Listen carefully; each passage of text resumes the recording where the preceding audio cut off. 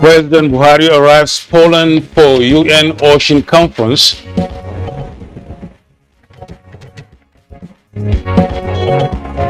Senate to go ahead with probe of former Chief Justice of Nigeria following petition by Supreme Court justices.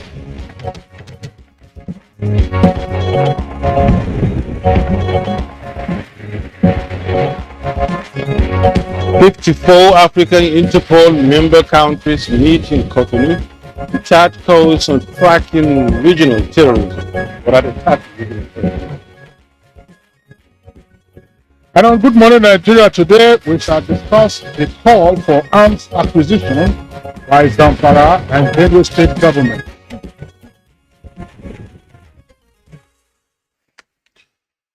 Now, the concept of gun ownership in America was first enshrined in its constitution in the Second Amendment, and the provision embodies the ability to bear arms, which invariably is intertwined with the American conceptualization of basic freedoms. Kinsley? But the so-called freedom is causing more harm than good, with several years of facts indicating mass shootings across the United States. And now there are demands for gun control, and those demands are becoming louder. And while some conservative countries like the United Kingdom and People's Republic of China maintain stern stance on gun ownership, some other countries like Albania, Austria, Chad, Pakistan, and Nigeria, among others, posit permissive gun laws bordering on authorities giving out licenses on a shall-issue basis to anyone that meets the legal requirements. Now, it was, of course, an uproar that was ignited following the directive, if you may, by the Zamfara state government at the weekend, asking the citizens of Zamfara, indeed the residents of Zamfara, to proceed with the possession or acquisition of firearms through obtaining the license from the State Commissioner of Police. This is coming on the heels of a major attack on Moda community in Gusau local government area, where many were killed, wounded, and thousands displaced by bandits, with the governor also instructing the issuance of licenses, as Kinsley just rightly said, to all those who qualify and wish to obtain such guns to defend themselves across the 19 emirates of the state. Now, the laws of the Federation do not expressly prohibit the possession of firearms by private citizens. But you earlier mentioned that about the relative permissiveness in firearms acquisition. And of course, what we do know is the Firearms Act, which the National Assembly has been proposing to amend. And there are strict rules governing the issuance of licenses for persons to possess certain kinds of firearms. But in a swift reaction to the call for residents and citizens of Zamfara and indeed Benue states by their respective governments to arm themselves against bandits, kidnappers, and all those who are causing mayhem in their various territories, the Nigerian Armed Forces and other security agencies have indicated that no, they are capable still of securing lives and property, and emphasizing that already the number of illegal arms and ammunition in the country is part of the cause of the lingering insecurity in our land. And the security experts and social commentators argue the states calling on their citizens to apply for gun ownership, choosing to adjudicate their co-responsibility of protecting their citizens, arguing that by tasking them to rise to defend themselves with arms, and this will create further chaos and a possible collapse state. Well, But you recall that we had the conversation, a brief chat around this during our newspaper review on Monday when you and I were on set. Yeah. And it's a catch-22 situation. Week after week, there are reports of families, communities, and others burying their dead. These are persons who have been slaughtered in cold blood by bandits and by kidnappers. What should be the response of these persons who, as it were, are helpless in the face of the rampaging bandits and kidnappers? And on the one hand, we do have the security agencies, a good number of them striving to do their best under the prevailing atmosphere of insecurity. So the debate goes on and on, but what are the key issues and what care should be taken in calling on citizens to defend themselves by getting armed? What are the hazards that lie ahead? And of course, I recall in response, Kingsley, to the challenges of terrorism that Nigeria faces. The Terrorism Prevention, Act 2011, as amended in 2013, was signed into law, and the Act designates the Office of the National Security Advisor as the coordinating office for Nigeria's counterterrorism efforts, really. Well, again, as we said, the menacing effect of insecurity is far from over, and the repercussions are there for all to see. I asked the question earlier, what is the response to this situation? Should families continue to bury their dead every week? Should communities continue to mourn their dead as terrorists, bandits, and kidnappers take control in a number of communities in different parts of the country? That's our outlook in our conversation segment on Good Morning Nigeria today. We'd like to thank you for tuning in to the program, as always, live on the network service of the Nigerian Television Authority. I'm Kingsley Osadolo. And I'm Yusuf Nadabo Suman, welcoming you to the program this morning. And we are reaching you live from our studios here in Abuja and the nation's capital. We will bring to you our complimentary segments as usual, hot as they were. We have business news, newspaper review, and then some other, much more other issues to discuss. And for now on here is Ms. Bao, then we'll have almost say with the morning news. Good morning, Ms. Bao. Very good morning, Yusuf and Kingsley. The news. President Muhammadu Buhari is in Lisbon, Portugal, on a state visit of the invitation of President Marcelo Rebelo de Sousa. State House correspondent Adamu Sambo report that the visit is the first of the country by the Nigerian leader since coming to power over 7 years ago. The two leaders are expected to chair an enlarged bilateral meeting and witness the signing of some agreements bordering on issues of mutual concern. President Buhari will also participate in the United Nations Ocean Conference, co-hosted by the governments of Kenya and Portugal and supported by the UN Department of Economic and Social Affairs. That have been ignored for a long time. And in addition to that, these are important engagements that would also, help in the acceleration of our country's economic growth, the attraction of investors, creation of jobs, and the general upliftment of the quality of life of our own people. And before departing Nigeria, President Muhammadu Buhari had said leadership of the All Progressives Congress, APC, will sustain the hearing and healing process that it started to ensure fairness, justice, and oneness before the 2023 general elections. In an audience with some APC senators on the outcome of the party's primaries and its implications, the president noted that machinery had been put in place by the National Working Committee to address the various concerns.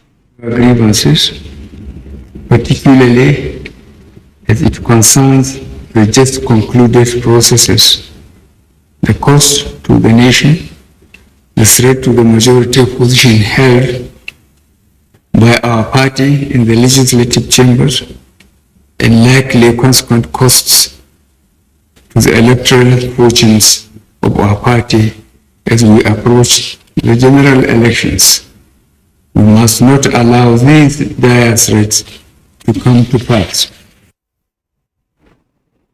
Governor Hope Uzodinma of Imo State has expressed formal appreciation to President Muhammadu Buhari for approving the 2022 Nigerian Army Day celebration be held in Imo State. Addressing journalists after an audience with the president, the governor described the presidential approval as fitting response to the challenges of security bedeviling the state and indeed the southeast region. Strengthen the measures that are already on ground to curtail the effects and excesses of this banditry and insecurity in the region.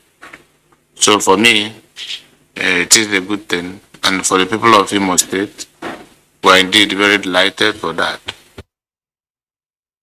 The governor used the forum to reassure Nigerians that the seeming controversy surrounding the selection of a running mate for the APC presidential candidate notwithstanding, the governing party remains strong, united and formidable to win the next general elections.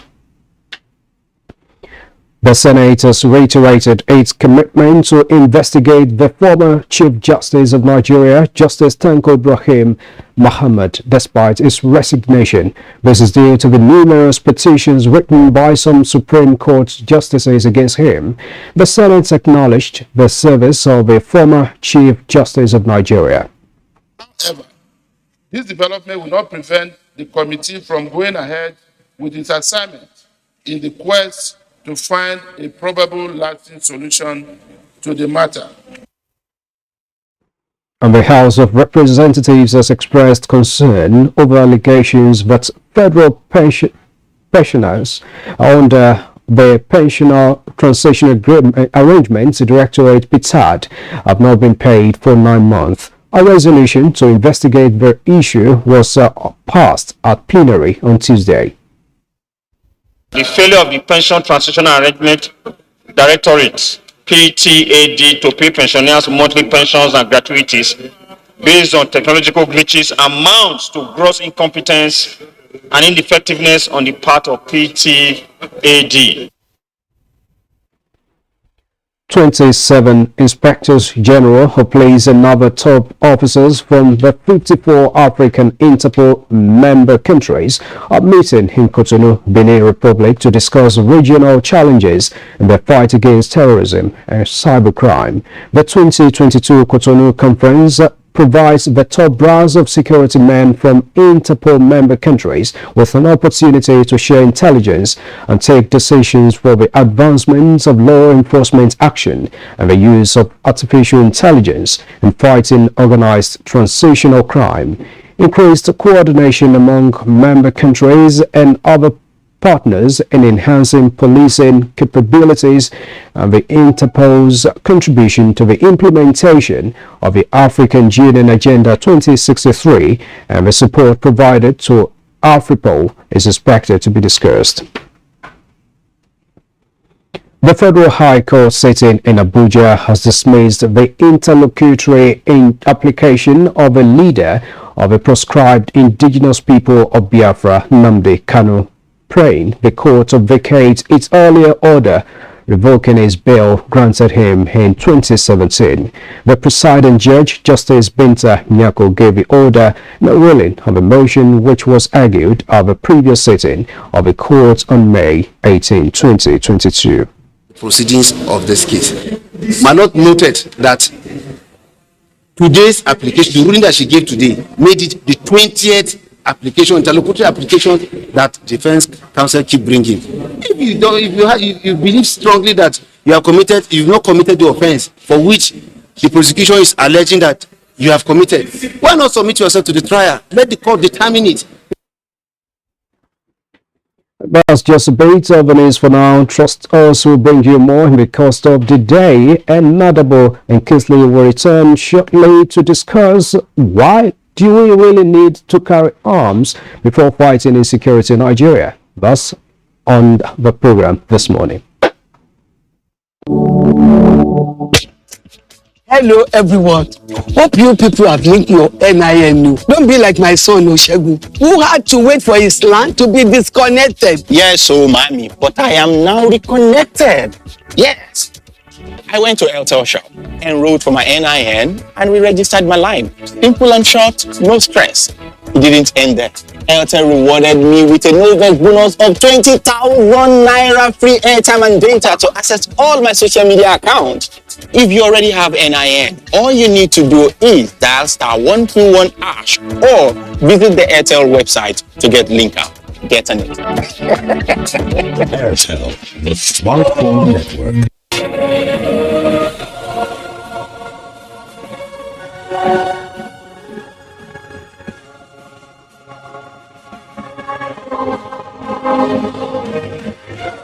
We are all Nigerians. Against all odds, we shall and must remain united. We may have our challenges, our problems, and setbacks. However, together we shall overcome them all. What doesn't break us shall make us stronger. This is the mindset that shall bring peace, progress, and prosperity to our beloved country. Do not let tribal and religious sentiments govern how you think, act, or feel. Don't be influenced by those who want to destroy our precious national unity. Everybody who is a Nigerian is your brother and your sister. This is the mindset of the new Nigeria. It is also the mindset that we must all adopt. Let us support each other in creating the Nigeria of our dreams. This message is from the Nigerian Television Authority, NTA.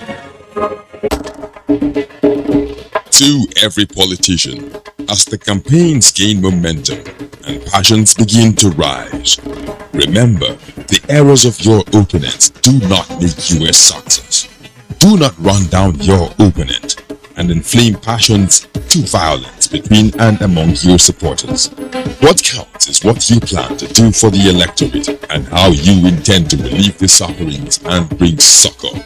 Nigeria is in dire need of patriotic leaders at all levels, leaders who will make national development their priority. Concentrate on telling the electorate what you intend to do when you get into office. Focus on making your vision clear to the electorate. Don't engage in verbal abuses, fake news or speeches. Keep dealing with issues that will bring progress. You win the hearts and minds of the people by being above board, by being civil, patriotic, and showing empathy. Let's join hands to make the 2023 elections peaceful. A message from the National Orientation Agency.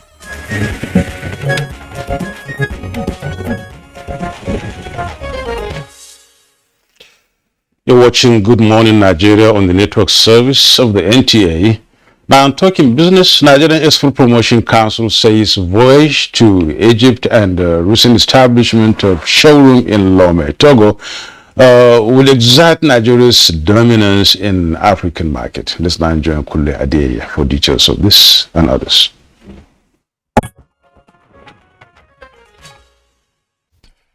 The Nigerian Export Promotion Council (NEPC) has been active in promoting the non-oil export sector, which has been instrumental in the quest to diversify the economy. The export agency has engaged manufacturers in Nigeria's two commercial cities of Lagos and Kano, with a trade house already established in Cairo, Egypt, and the recent establishment of a showroom in Lome, Togo. The NEPC said Nigeria will conquer the continent in terms of trade, having penetrated some strategic markets.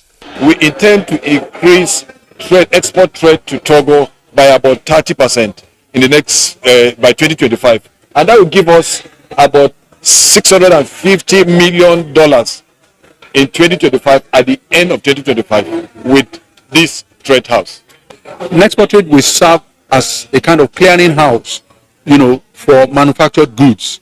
What this means is that you manufacture goods in Nigeria, we help you to create market in Togo and link you up with your importers. What that means is that you are able to sell more, make more profit, earn foreign exchange. Besides the continental target, the NEPC also emphasized that it is targeting the global market and will develop the commodity value chain to upscale production to meet the demands of the West African sub-region.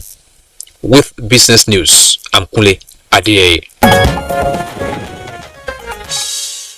Thank you very much, Kunle Adeye, for the business package. Next for us now is newspaper review.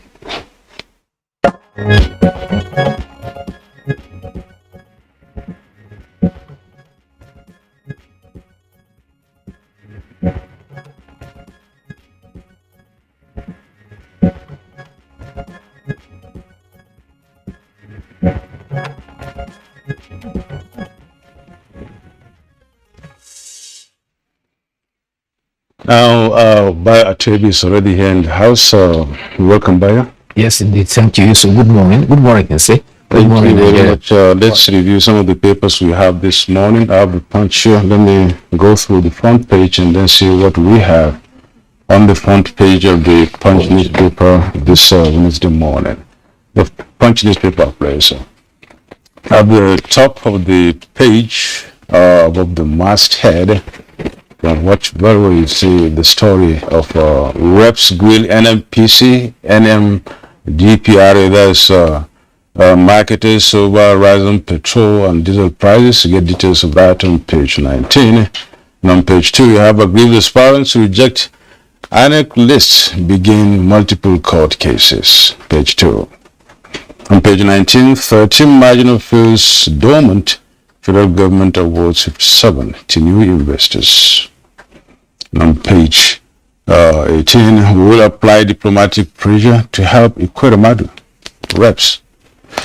Now moving down a little window there by the side of the masthead, we have these two stories, one on page 20 and the other on page 21. The one on page 20 says dollar hits 615 naira. Local raw materials sourcing drops to 54%. And on page 21, NICOM cancels that is Niger Insurance Standard Alliance license.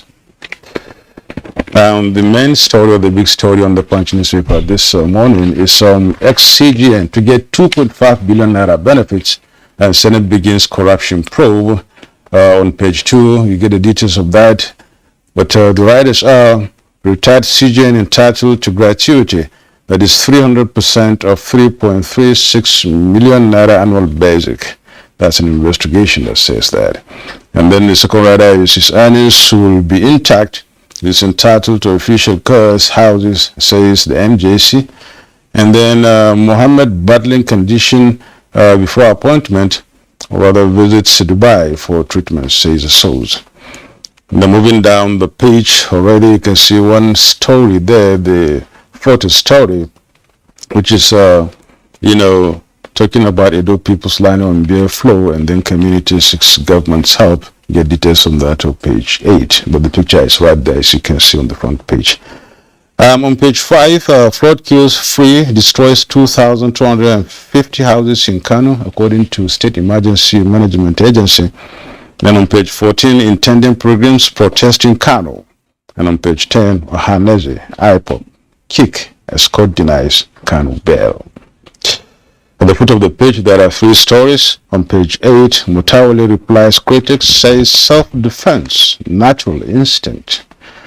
And on pages 4 and 5, Jigawa bride, 5 guests die in crash, 3 killed in Kogi explosion.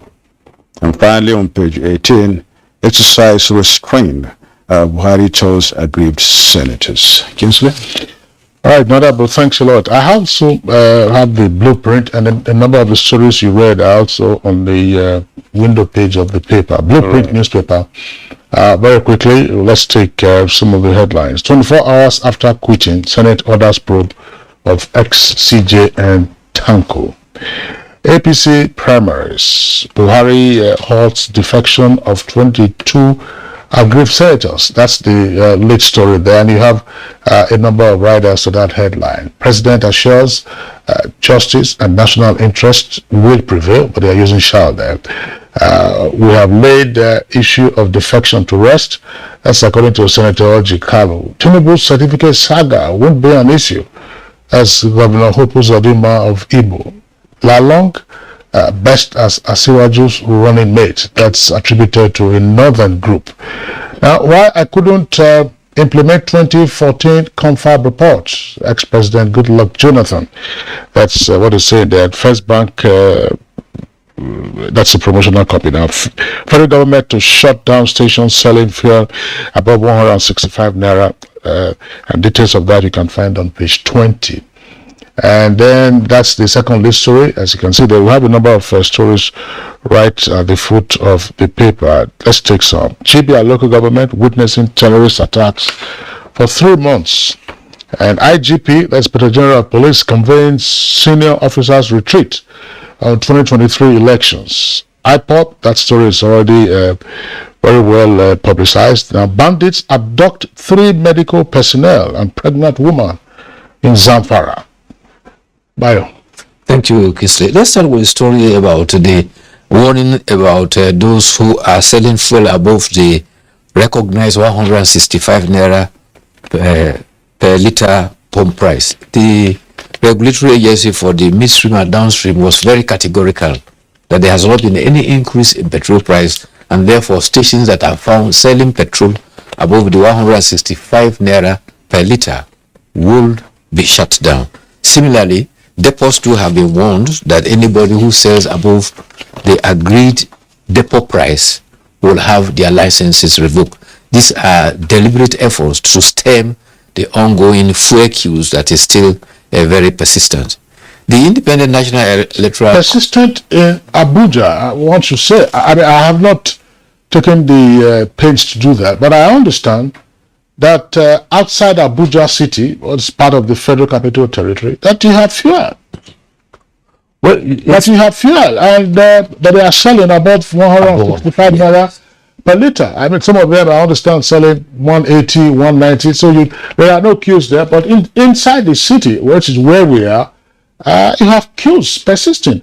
Now, there was scarcity for a couple of days. Again, I was told in Lagos, which is a heavy consumer of PMS. But the question to address, in my opinion, is why are we not having stable and steady supply of fuel? We were told some time ago that, we had 2 billion liters, 2.1 billion liters of fuel. So we have consumed everything. And at that time they said, it was the bridging sums that the haulage firms are supposed to get that they were not getting.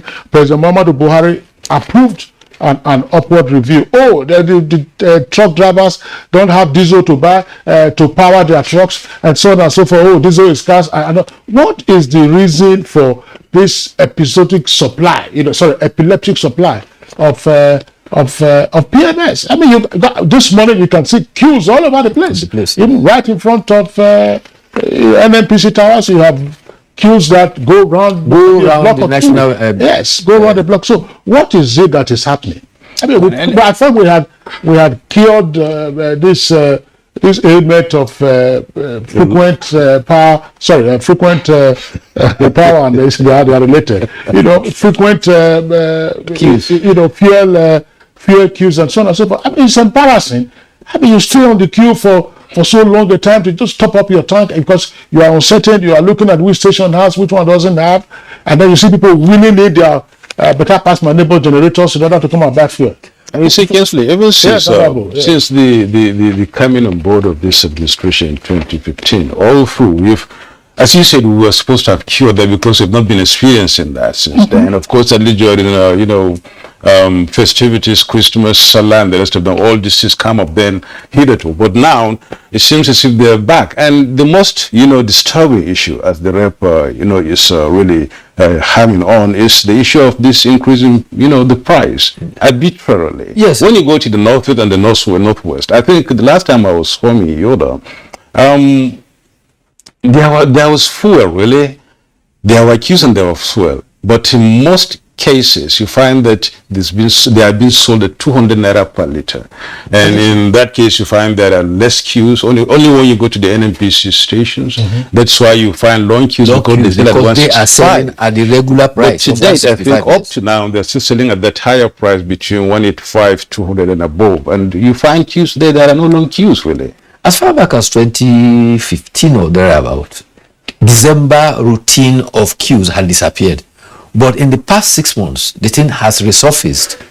And apparently it's because we now have a new regulatory regimen and also challenges within the system of petrol import, depot price, and also freighting the petrol from private depot, across the country. There was a time that independent marketers did not have petrol, but the major marketers had petrol, and it had to do with the procedure of payment and getting petrol. The independent marketers were complaining that they had to pay cash down before they got their petrol. But that was resolved until of recent, when there was this confusion about the fact that their agents in Lagos were telling them that they were getting petrol at about 162 naira. So those up country felt that if Lagos, where they will freight the fuel up country, is at 162, there's no way they are going to sell at 165. Well, that is why the regulatory agency came and stressed that depot price is 143, and therefore the pump price has not changed from 165. How they will be able to enforce it will determine how soon these queues will disappear. Bayo, thanks a lot for that insight. But the truth of the matter, let's be realistic. Why should anyone who is not involved in the regulation or in the business be bothering his or her head with these calculations? What time do you then have for more creative activities?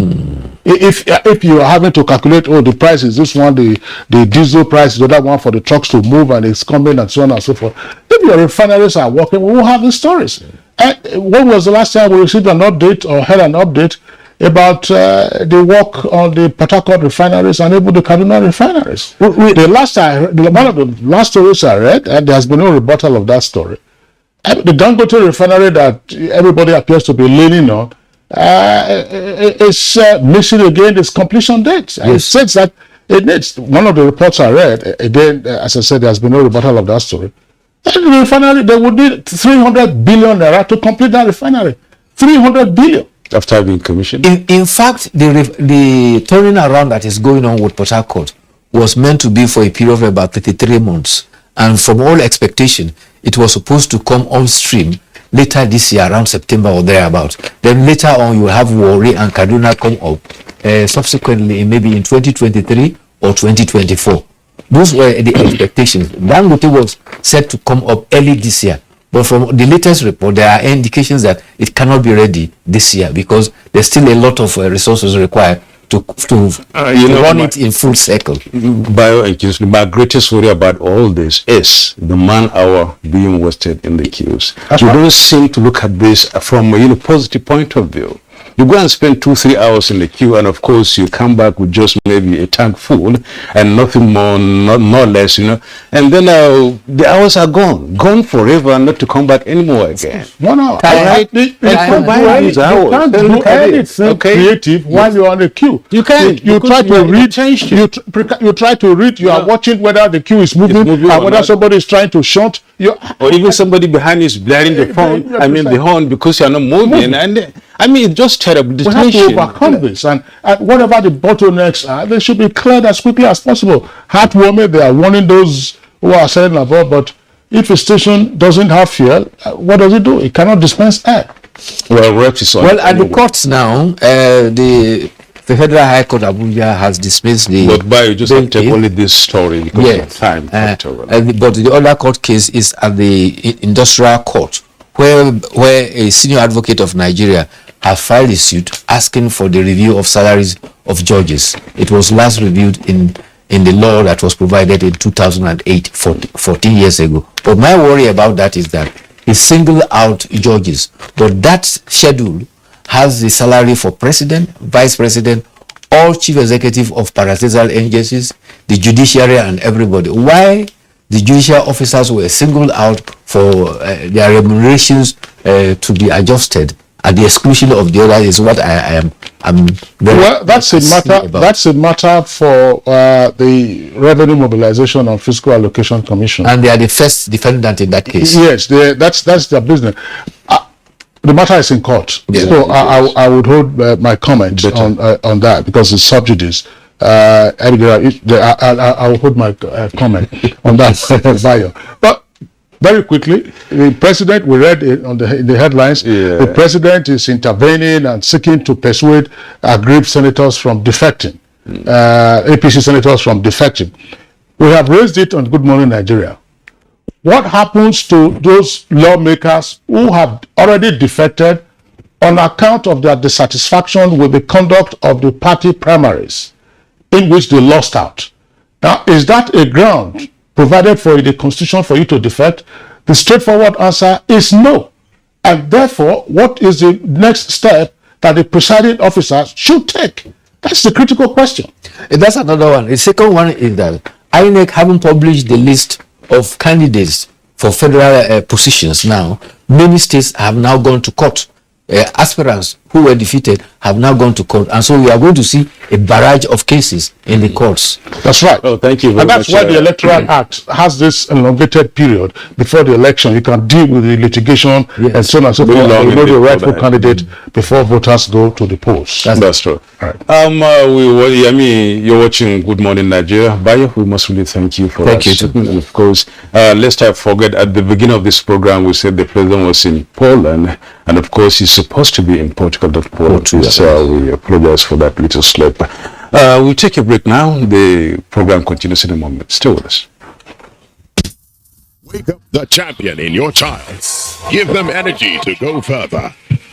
Milo Active Go and the natural goodness of malt, milk, and cocoa helps wake up the champion in your child. Milo. Do you run a breast or cervical cancer service? Are you a private or public laboratory, clinic, or hospital that offer any of breast imaging, cervical cancer screening, HPV vaccination, or other breast or cervical cancer services? Is your service a primary, secondary, or tertiary center located in any part of Nigeria, no matter how remotely located it is? If yes, to any of these questions, then subscribe to the OCI Foundation's Savvy Breast app and become accessible and visible to millions of Nigerians. It is all for free. To subscribe, just type the Savvy Breast application form on Google or go to the OCI Foundation's page on www.ocifoundation.org and search for Savvy Breast application form. Complete the form and submit. And let millions of Nigerians patronize you, all for free. Become part of the OCI Foundation's quest to tackle breast and cervical cancers in Nigeria. And join us as we rise by lifting off.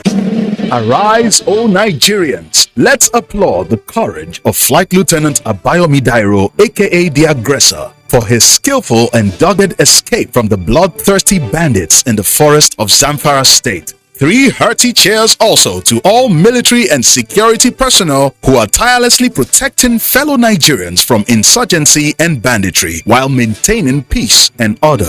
Nigerians are proud of Abayomi Dairo and all our gallant men and women in uniform for sacrificing so much to keep us safe.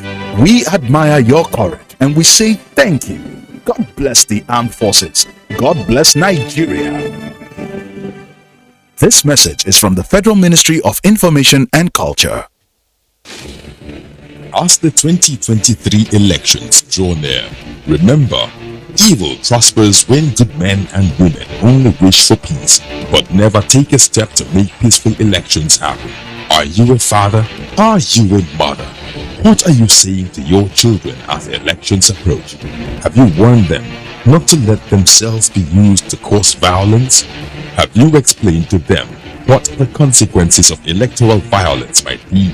Do your part to make peaceful elections happen. Talk to your children. Protect them from unscrupulous politicians who want to put them in harm's way, while their own children are comfortable at home, within and outside the country. Let's join hands to make 2023 elections peaceful. This message is from the National Orientation Agency, NOAA.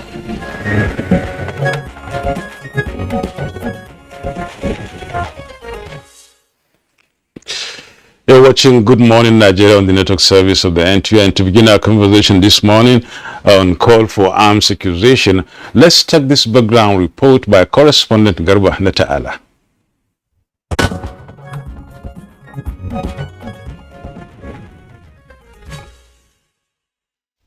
The spate of insecurity in Nigeria is one that is causing a lot of worry and concerns. Of recent, this has taken another dimension with unwarranted violence, destruction of property and displacement of people from their homes, including villages and communities pushed to cracking limits. Consequently, this has dwindled the nation's economy drastically, and as at today, the level of ravage in the northeast, Northwest, Middle Belt, and some states in the southern region is one that leaves one in despair. So far, Zamfara and Benue state governments have been pushed to the wall, with the governors directing their indigents to bear arms for self-defense. Following various bandit activities in parts of Zamfara state, the state government made a decision by directing the state police commissioner to issue license to Zamfara state residents who were qualified to use guns for self-defense as a measure to tackle the escalating attacks and kidnappings meted out on innocent communities in the state. On the whole, security experts say it is uncalled for to allow arm bearing in the country. A second look at the situation, many say crime has reached an intolerable level, hence provoking calls for arms acquisition. Beyond the armed forces solely being charged to protect lives and property, others are questioning if the right to self-defense is questionable. Therefore, there are pertinent issues which bother on the preparedness of law enforcement agencies handling the spate of criminal activities. What does the Firearms Act stipulate? Are there legal implications? Are there any alternatives for Nigerians to defend themselves? These and more guests on the program shall provide answers.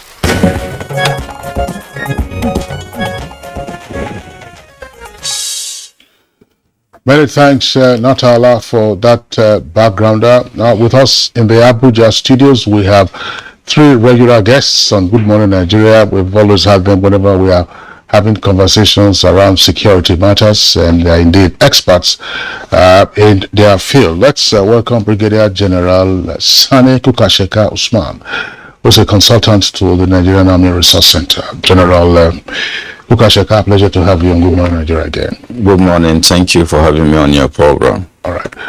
Also here with us in the studios is retired Assistant Inspector General of Police, Felix Ubaudu, who is also a lawyer. AIG Ubaudu, delighted to have you again on the program. Thanks for having me. Good morning, Nigeria. And Dr. Kabir Adamu is a security risk management expert, and he's also here with us. It's a pleasure to have you once again. Good morning, Nigeria, Kabir. The pleasure is mine. Good morning. And joining us from Gusau via Zoom is Ibrahim Dosara, Commissioner for Information Zamfara State. Welcome to Good Morning, Nigeria, Ibrahim. Good morning, my brother, and good morning, Nigerians. Okay, now, gentlemen, let's get started and then see what justice we can make to this topic. Calls for arms accusation. We'll start from, Zamfara State and then get the gist from there, presumably thinking about the fact that this topic must have been coined as a result of, developments around the country, especially in Zamfara State recently. Ibrahim Dosara, can you give us an insight into these issues as we talk about calls for arms accusation? Recently, your governor, your government, and decided to really, call on indigents and citizens to prepare and acquire guns, and of course directed the State Commissioner of Police to do that with even some other incentives of about maybe 500 forms to be distributed to the 19 emirates of the state, and this called for some uproar around the country. And up north, in the central, we find also in Benue State, was such as being done. In Zamfara State, tell us, what is it you are up to as regards arms accusation? Tell us the details of this executive directive or order, if I may say so. Okay, good morning, Nigerians, once more.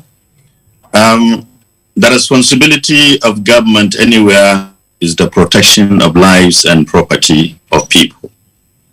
And as a responsible government, under the leadership of His Excellency Governor Bello Mutawalla Maradun, we have been coming up with so many processes to engage, or rather to bring sanity by curtailing the issue of banditry, which has taken over a decade in Zamfara State.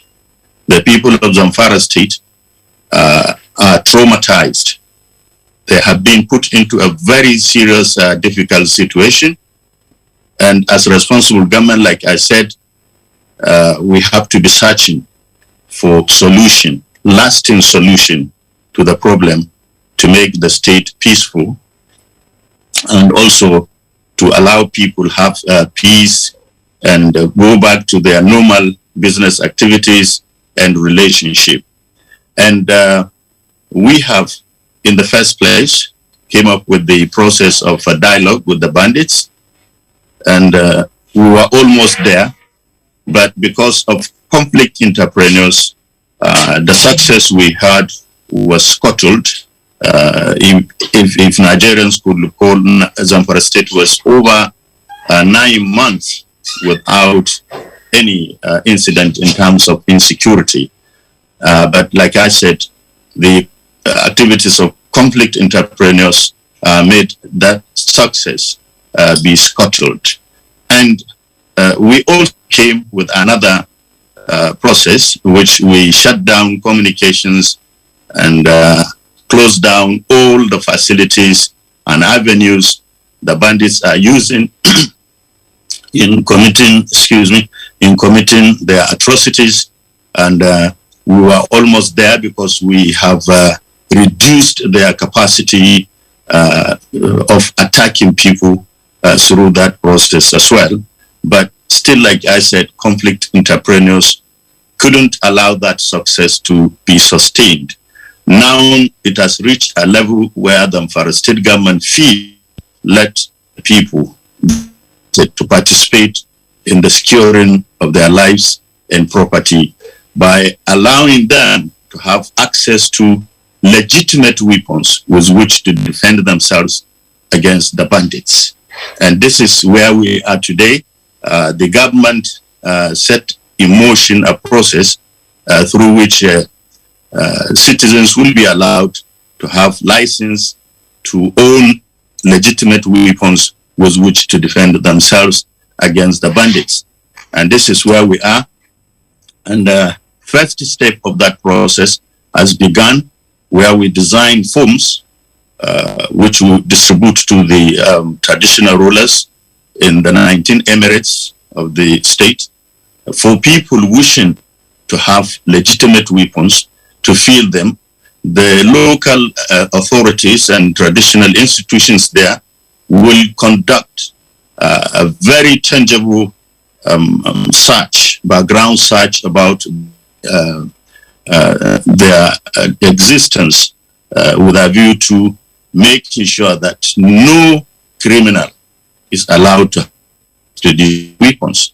And after which we will move further the forms to the CP, the police commissioner, to do also its own background to ensure that wrong people are not given the forms, or wrong people are not given access to these legitimate forms.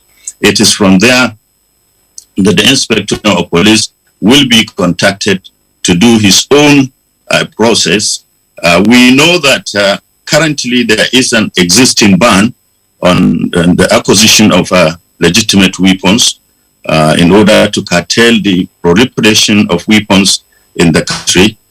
We agree with that, but we will take it to presidency to plead with him to see the need for Zamfara people to have access to legitimate weapons to defend themselves. Honorable Commissioner, thank you very much for that background that you have provided. But just two quick ones that I would also like you to respond to before we bring in the other guests.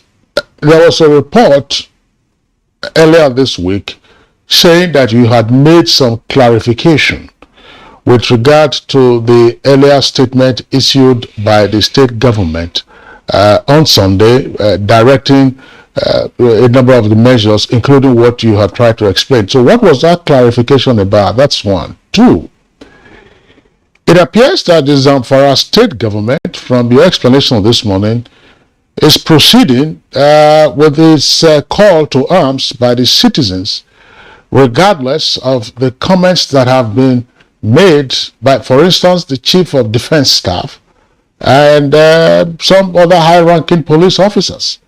Are you neglecting the comments of those officers? It is a process. The Chief of Defense Staff has his own procedures, has his own way of doing things. And that does not prevent the government of Zamfara State from doing its responsibilities. Like I said earlier, the responsibility of government anywhere is the protection of lives and property of people. And that is what the Zamfara State government is doing. We are not doing it against any law. We are following the constitution to have these things and to protect the lives and property of our people. That's what we are saying.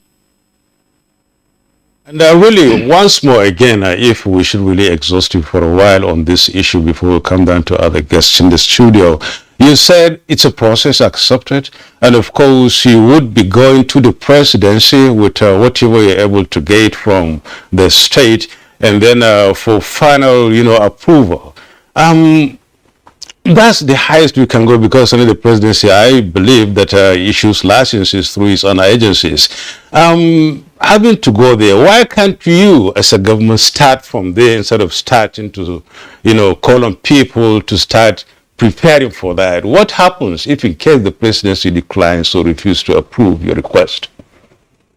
You see, it is always good when you are starting a process to do mobilization. You have to create the psychology among the people. Let them understand that they have a particular role to play. I know even the presidency is very much worried, very much concerned about Zamfara State. If you could recall, Mr. President was in Zamfara State twice, just for the issue of Zamfara State to be tackled. So I don't think we will have problem with the. Okay, so well, that's why we're taking advantage of the Zoom connection. It looks like there's a freeze now. If the bandwidth permits him to rejoin us, of course, we will immediately pop the question to him. Well, let's return to our studios, where we have three regular guests on Good Morning Nigeria discussing security issues. So let's begin with AIG Felix Obaudu. It looks like we are getting into a new order, a paradigm shift, if you may, in terms of self-defense, self-protection against the onslaught, relentless, some would say, of bandits, kidnappers, and terrorists. Is this likely to be wholesome or healthy for us in the near term and in the future? Well, thank you very much for that question. The truth of the matter is that the insecurity situation in Nigeria is very, very worrisome. And the reaction or response of the governor of Zamfara State to me is like somebody who's fed up, who's frustrated and all of that. Because if you look at section 14, section 2B of the Constitution, NNA was just reviewed, it provides that the primary purpose of government is the security of lives and property of the citizens. And to a large extent, how will they judge the performance of the federal government in that regard? And I will say government too. Abysmal failure. Because the insecurity in Nigeria today, as of today, is so pervasive. It's everywhere. And I've kept on saying that in the absence of security, where insecurity thrives, no form of human endeavor can take place. That is why we should do everything humanly possible to ensure that there is security nationwide in this country. Nigerians are frustrated. They are tired. They are tired. So something needs to be done. And there are a lot of things I've suggested in the past. One, the strength of our security agencies is grossly inadequate for this country. Nigeria has very large mass of land. Most parts of Nigeria are not secured. You go to so many parts of this country, you don't find security presence there. And in the absence of security operatives, that emboldens these criminals. You know, it enhances impunity. They now go ahead and say, we can get it done and get away with it. And that's what has been happening. That's what led to the call for the governor of Zamfara State asking that his own citizens should pick up arms, should be given arms to protect themselves. Because what he's saying is that if you feel the responsibility of prosecuting my people and my property, do I have a choice? The only choice left with me is to protect myself. But that's not justification for what it's asking for. But not take us anywhere. It rather compound the insecurity situation. Because the process of giving everybody firearms to bear, you find some that are insane, some are still in crime, some that have claimed they've repented, will go back to crime again because of the level of poverty, joblessness, homelessness, frustration, and all of that. So my first prescription, what I recommend is this. Let us make unlawful possession of prohibited firearms a capital offense. Let's take a cue from Saudi Arabia and Malaysia on how they are tackling drug trafficking. In Saudi Arabia, if you are caught with drugs, you are beheaded. In Malaysia, you are killed.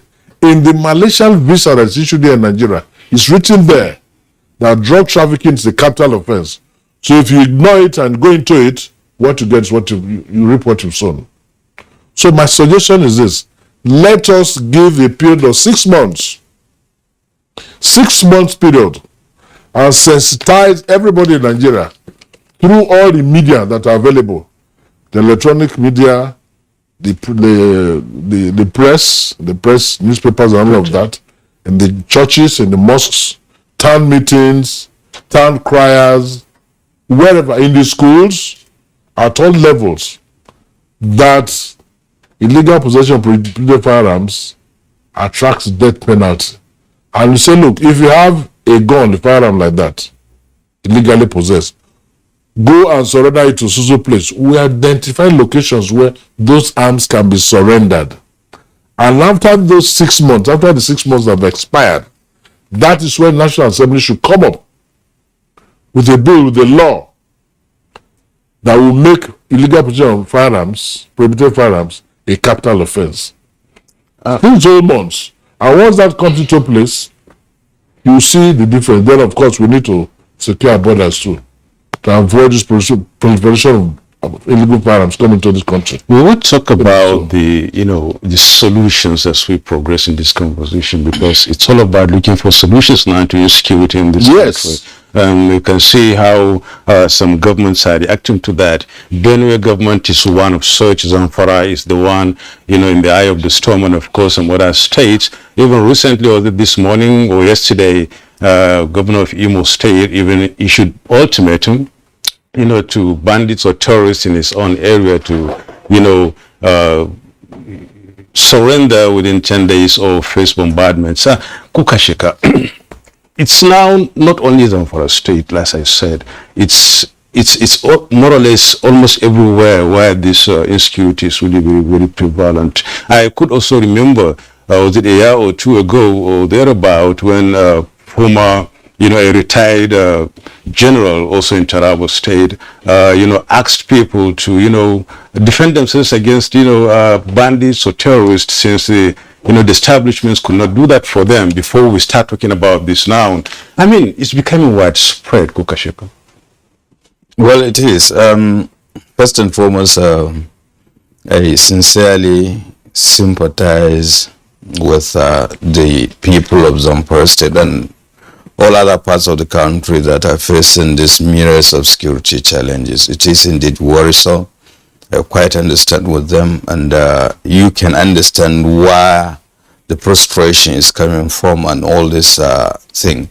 And part of the concern about the recent legislation by the Zamfara State is the domino effect, which we have started seeing, Benue, now Imo. And I can rest assure you, if care is not taken, some will even, upgrade it or escalate it more. And that is the greatest fear. And given the concern given the concern that we are fast approaching, the electioneering process, prelude to the 2023 general elections. And so I think we should think of other ways of doing things as against militarizing, the policy. Because when you, and people tend to focus more on some of just one aspect of what Zamfara state government has done.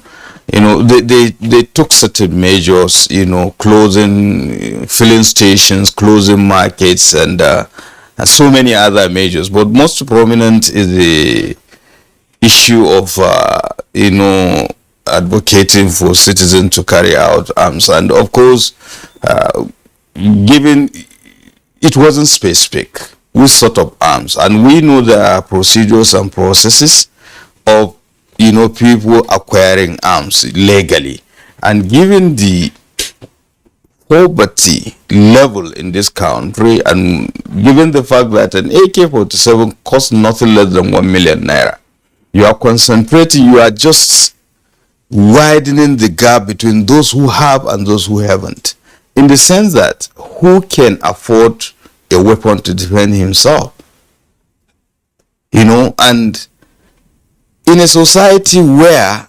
5,000 naira could even, start up a business, you are thinking of 1 million naira. And it is not everybody that is having 1 million naira. The war, you are just escalating the war economy. Because like Ibrahim has said, the Honorable Commissioner of Information, there are people benefiting, and that is the problem of war economy. Definitely, these conflicts are being sustained by people who are benefiting from it. Conflict in various and part of it again, a lot of these leaders have politicized security issues in this country.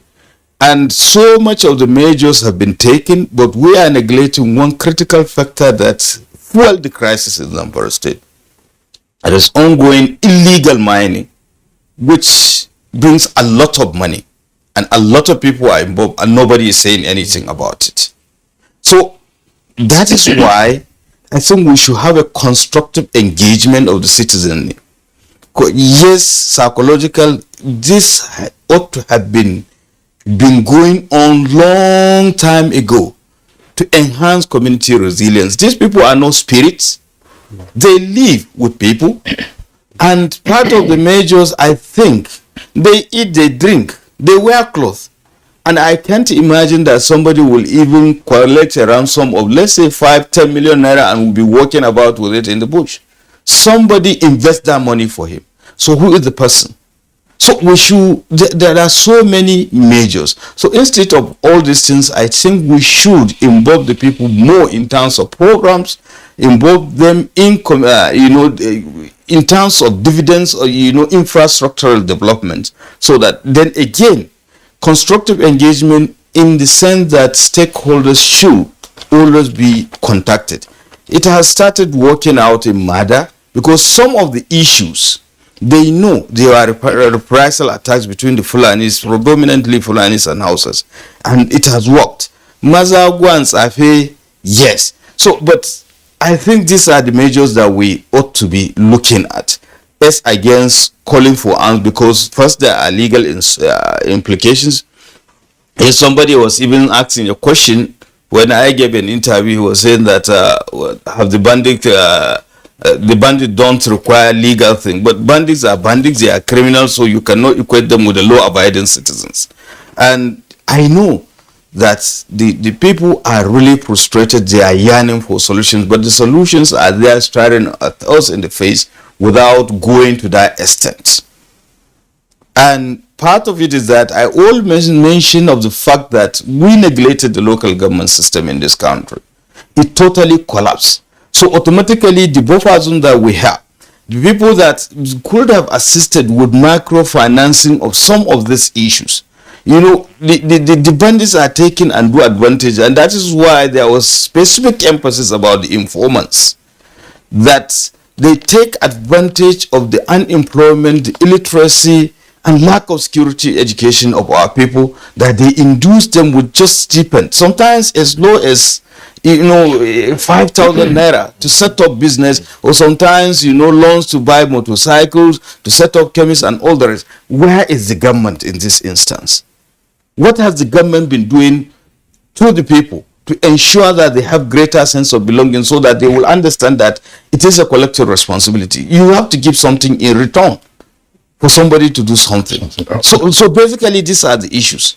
Then going back to, you see, there is this Shylock thing that is going on, widening the divide. Some people with so much money, they will come and start giving loan to people to acquire weapons, and they will control them. And we all know that politics and politicking played a greater role in the banditry and the kidnappings in some of these states. We know it, because some of them were sponsored. Yeah. And most importantly, we look at our criminal justice system. Yes, they said they are going to prosecute bandits, they are going to prosecute informants. How? We look at the constitution of the committee. They are retired justice, they are retired senior police officers. In fact, the commissioner of justice, attorney general, ought to have heard that committee. Because when you are talking about prosecution, you are talking about legal issue. Before we came to the studio, I was discussing with Dr. Kabir Adamu. There was a known criminal who committed an offense that was jailed for 7 years. But because of technicalities, due to the poor diligence in terms of prosecution, at the end of the day, he's on the street. Only God knows the kind of atrocities committed. Talk less of this, that they have a lot of money, they can circumvent the law. So there are so many things that we have to look at beyond, the militarization, acquisition of arms, and of course there are legal implications. I made reference to what powers has the commissioner, what sort of caliber of weapons can a commissioner of police issue license to? For what of the inspector general? In fact, AK-47, not even the inspector general of police. It is the president commander in chief. Now, just like Nadabu has said, you ought to have started at that level if the federal government said no. Because up to now, the federal government has not said anything. Yeah. Up to now, the federal government has not said anything. General Kokasheka, thank you very much. It would be scary for all of us if citizens were to be enabled or empowered to bear assault weapons like the top range you just talked about, namely AK-47. We have seen the consequence, for instance, in the United States. The bandits have graduated beyond AK-47. So maybe they're using AK-49 now, or thereabout. But let's bring in Dr. Kabir Adamu, the security risk management expert. Dr. Kabir, let me just briefly lay this background so you can take it up from there, and then we'll see whether part of the suggestions or the solutions being proffered by the Zamfara state government might be of help. Look, a no-fly zone was imposed on Zamfara. Illegal mining or mining activities were prohibited. I don't think there's been a return to all of that. You had a communication shutdown at some point. We have had dialogue and appeasement to the bandits and the terrorists. But every week, reports of villages, being invaded, persons being killed, and families and communities and villages burying their dead. But is Zamfara indicative of a breakdown of law and order? In simple terms, yes, Kingsley. It's quite that we're taking that reality almost a decade into the breakdown of law and order in the state. I'm quoting almost verbatim the Honorable Commissioner of Information in Zamfara, Ibrahim Dotara, and he's here with us. About 5 local governments have become havens or dens of bandits in the state. Some of those local governments are in very close proximity to the state capital. In fact, last week, there was an attempt to kidnap a resident within the state capital. That is how bad the situation has gotten to in Zamfara. And you're right, all of those measures that you lifted were tried in the past, and unfortunately, they have not been effective. So as someone who understands security, both internationally and nationally, I've sat down to ask myself, why is that? And I know my earlier discussions have mentioned some of the factors, but I would like to start from the absence of a framework by the federal government for managing the security challenges at the state level. We are yet to deconstruct what we are dealing with in Zamfara state. Initially, there was a discussion that it was an armed conflict. Then there was also this consideration that it could be a breakdown of social order, like Brigadier General Sheka mentioned. It's essentially a conflict between Hausas and Fulanis, and that predominantly is about socio-economic issues, land to an extent, and then of course other resources. Then of course weapons came in. Now all of those things can be traced and they can be addressed, but you can't address them without a framework. Till date, that framework does not exist, and the most disturbing element is that we're not even discussing the need for the development of that framework. You experiment, it fails, and these are people's lives that we're dealing with. People are dying, people are losing the essential element of their existence. The IDP situation in Zamfara state is so deplorable that, if you begin to even consider it, it worries you. It's beyond any other state that I know within the Federation. In fact, I make bold to say it's beyond what exists in Borno state. The Borno has been documented, it's been presented, so the world knows about it. Zamfara state is yet to be documented, the world does not know about it. Unfortunately, the situation is there, it's going even further. Now, following the absence of this framework and the breakdown of social order as well as the breakdown of law and order, the other essential element is the inability to the criminal justice system to identify, arrest, and punish those offenders. Now, because that has happened over time, like we mentioned at the beginning of the conversation, it's almost 10 years into this conflict. Unfortunately, and I borrow the word of the commissioner again, conflict entrepreneurs have come into the situation. So you now have a value chain of this insecurity situation, starting from the so-called informants who would take advantage of the situation and get money to supply information to the bandits, to those who will supply them with drugs, with women, name them. And unfortunately, that is the situation you're having in Zamfara state. Now, to the current issue of our discourse, the two levels of measures introduced by the Zamfara state government, the one where they, urged the citizens to, consider acquiring arms, and then just yesterday, an act was passed by, I think, the governor. Bill, yes. A bill, sorry, was State House of Assembly. It's law now because the governor has assented to it, which measures certain things like life imprisonment for certain offences, and then other measures. So clearly, the state is trying to act, but then is it acting within the law? And I'm sure we've already addressed that there are several aspects of the state attempt that clearly are not inconsistent with our both at the federal level and then other laws that are for consideration. So that worries me, because at the end of the day, we'll still come back and realize that these measures that are being attempted are not working, and I do not think honestly they are going to work. And so people will continue to be at the receiving end of the consequences. Perhaps in the course of a conversation, just like one of the discussants has started putting forward, we'll consider some of the solutions that I think will be better captured under a national framework for addressing the conflict situation in Zamfara state. Okay, thank you, Dr. Kabir.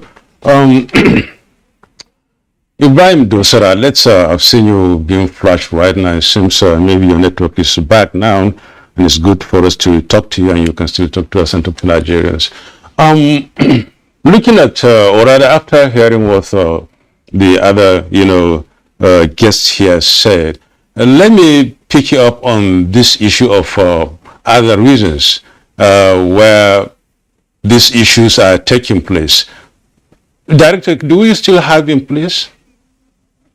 He's not there. Okay. Let's come back to the studio. Therefore, when he comes back, we get back to that. I'm talking about solutions. You start talking about that earlier on.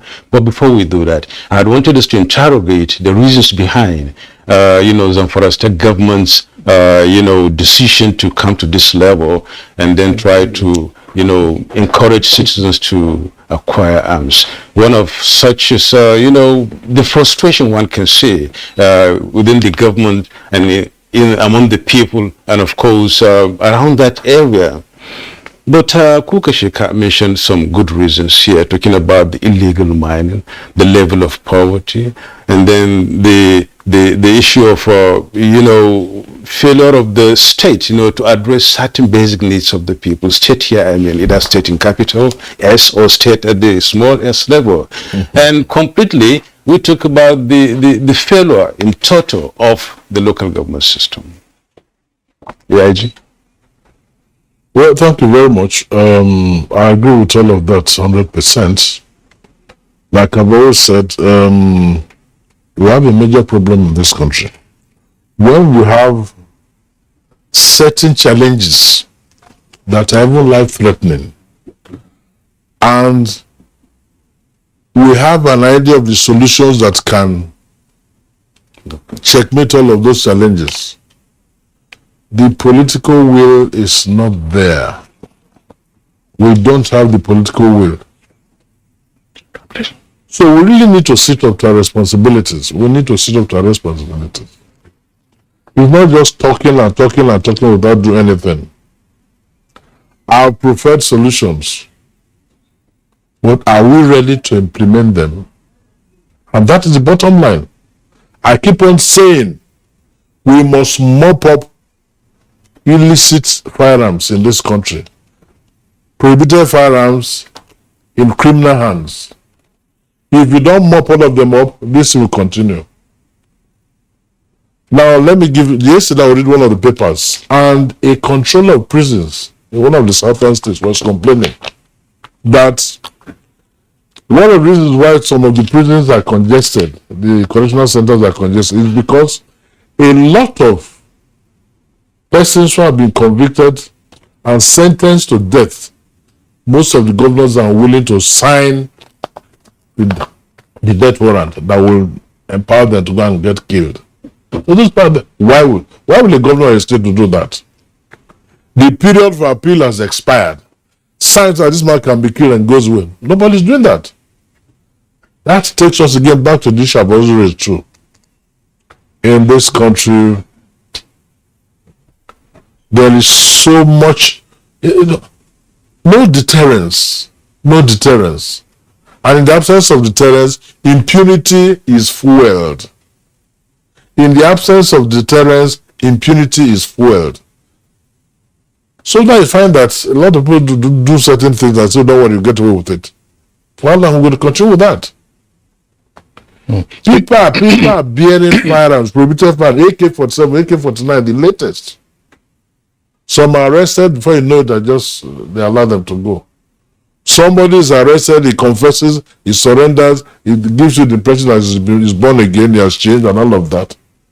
1, 2, 3, 4, 5, 6 days, 2 weeks and thereafter, he's back to square one, back to what was doing before. What measures have we put in place? AIG most of these guys, they must be gainfully employed. That's why they say the idle mind is what? It's a devil's workshop. Yes. Permit me to interrupt you. Right. Because, you're right here with us physically, but the Zoom connection, we understand, is back. We saw him a while ago, unless we've lost that connection one more time. If the Commissioner for Information in Zamfara State is back, I would see him on, if he's back, all right, now about the signals are fluctuated, so the doctor is saying that we can't go back there. But let me return to you. Yes. Part of the issue, it's somewhat troubling to contemplate, for instance, that there would appear from the measures announced by the Zamfara state government, there would appear to be little or no official security presence. So you ask yourself, where are the security agents or agencies in Zamfara? Where is the police? Where is the civil defense? Where is the DSS? Now, which leads us to a point. You were talking about personnel earlier. And some persons have also raised this, that you find our security personnel, let's say the police, for instance, or even civil defense, being more visible in urban areas. And whereas most of the crises that we are having now are happening in rural and remote locations. So what can be done to redistribute the personnel and then let them work? Because you see them more in urban areas. I've said this on Good Morning Nigeria on a number of occasions.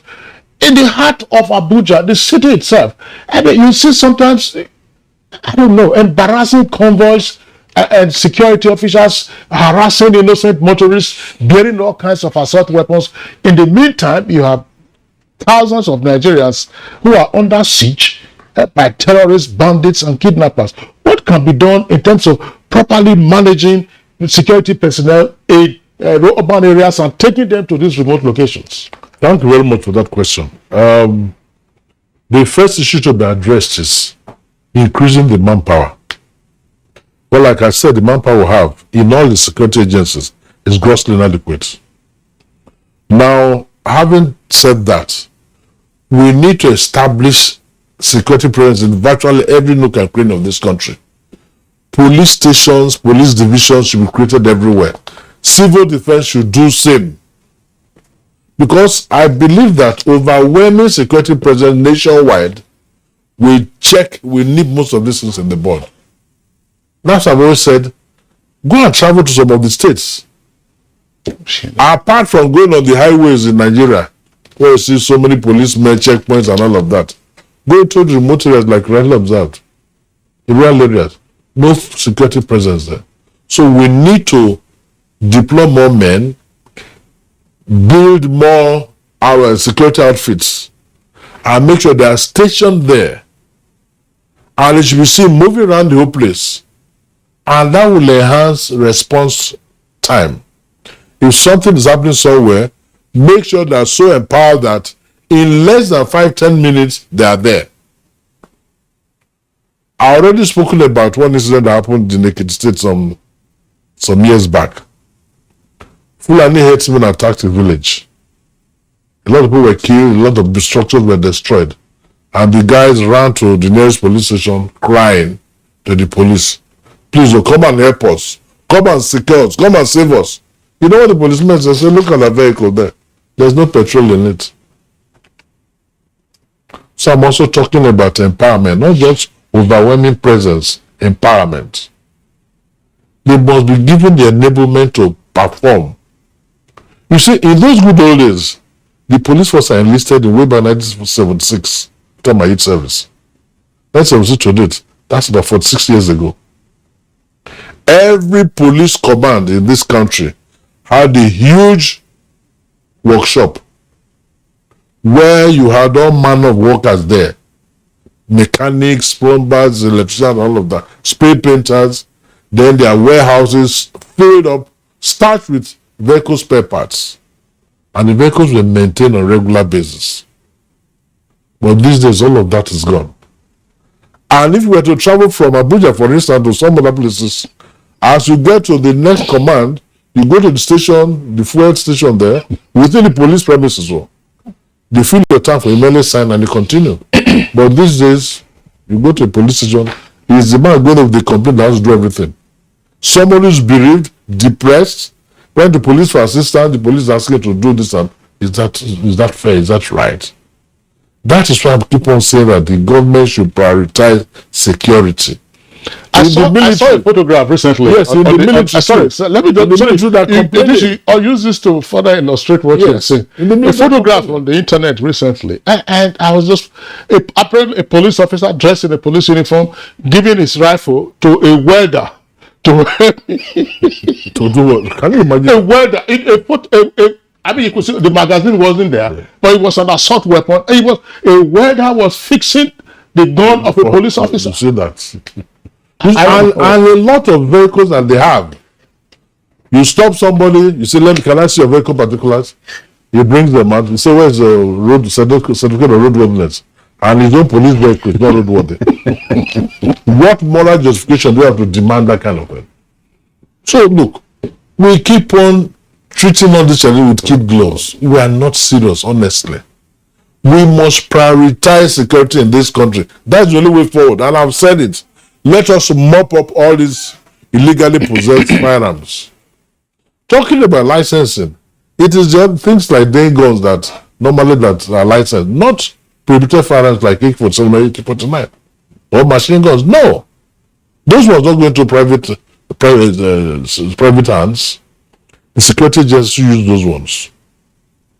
So we need to have overwhelming security presence nationwide. Because when you want to do something, say, I said security men are there, you pull back. But when you want to do it and you find that nobody's around there, you go ahead with it. In the other political climes, you have CCTVs, you have the men all over the place and all of that. Then the public enlightenment, the citizenry, if something funny is happening, you pick up the phone with telephone lines, emergency lines, you call, and before you call Jack Robinson, security agencies are already there. All of those are lacking here. That is why what has been happening in Zamfara State, the governor became so fed up, frustrated, and very unhappy. That's what pushed to do what he has done. Okay. Thank you so much, Felix Ogbadu. We will return to you in the course of this conversation. We learned that, of course, Ibrahim Dosara is there, right? Of course, you can see him on the screen there. Earlier on, before you sort of disappeared, I was asking whether I wouldn't say that you must have exhausted all avenues before reaching or arriving at this decision of calling on encouraging citizens to prepare to carry arms.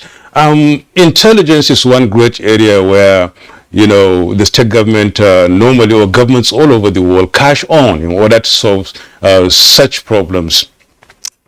Zamfara State cannot be an island in this regard, talking about complete exhaustion of intelligence avenues, talking about informants, which is part of what the state government is trying to do in Zamfara State, because there's a committee to that effect and things like that.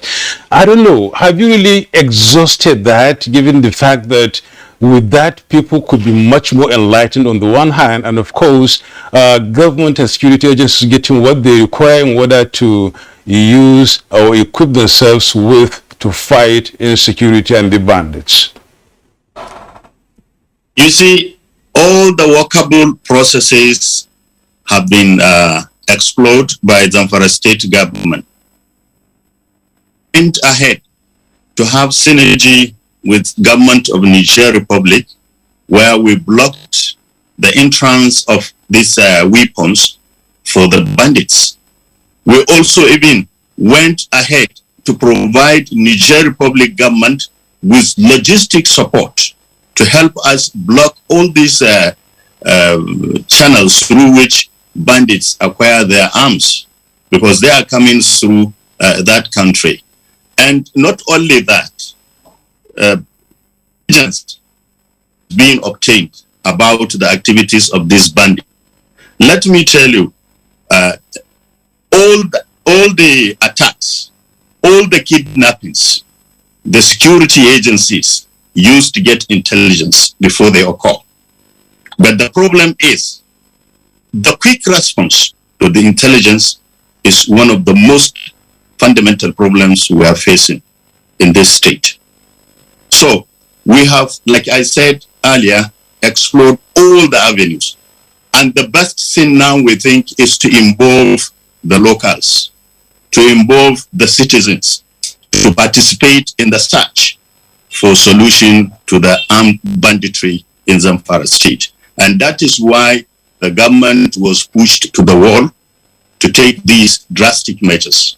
One, to prepare the minds of the people to be active in the search for the solution for the problem. And one of them is to create psychological warfare in the minds of the criminals. By the time they know in each household there are firearms, they will stay on their scents.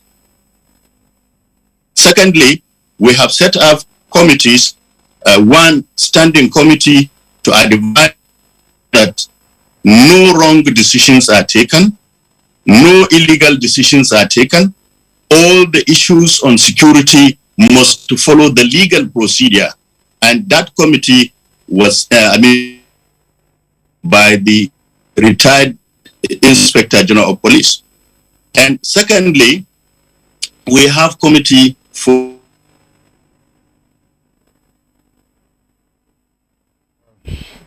looks like they gave us a freeze in the Zoom connection to Dusara. Once he comes back, of course, we'll be able to take him on. If we're not taking a short break now, well, I'll get Dr. Kabir Adamu. Dr. Kabir Adamu, well, our director is signaling to us to take a short break. When we return from that break, I'll get you to respond to some of the issues also raised by General Kukasheka. You're watching Good Morning Nigeria. We're on the break now. Wake up the champion in your child. Give them energy to go further. Milo Active Go and the natural goodness of malt, milk, and cocoa helps wake up the champion in your child. Milo. Are you aware that your perfect family may be under threat by germs? Germs can cause infectious disease. These infectious diseases are amongst the biggest killers of adults and children. Illness-causing germs are everywhere. In unclean bathing water, on your clothes, dirty surfaces, on cuts and wounds. To protect your family from germs, use the power of Dettol's 1 capful. In your bathing water, in your laundry, for surface cleaning, for first aid, and to protect your family from up to 100 illness-causing germs. Be Dettol sure. Trying our best to contain the situation, and in our operations we've been able to make a lot of recoveries. We've been able to also arrest suspects that are involved in this kind of activities, and we've been able to also recover particularly arms and ammunition from those who are carrying it unlawfully and disturbing the peace of the people. But generally, our morale in the Nigerian police is always guided by our commitment to do what we have sworn to do. Peace and security must be looked into as a priority by all, to look at security as the business of all of us. This message is from the Federal Ministry of Information and Culture. The center is purposely established in order to provide these services that are examinations, medical examinations and investigations that were not provided for in Kano as well as the entire Northwest region. It's equipped with modern technological equipment in terms of radiological services. We have MRI 1.5 Tesla. We have digital X-ray as well as 4D ultrasound equipment. The importance of the center cannot be overemphasized. Just within 1 year, the center attended to thousands and numerous patients as well as medical examinations. NKDC is established in order also to provide these healthcare facilities as a discounted price. This message is from the Federal Ministry of Information and Culture.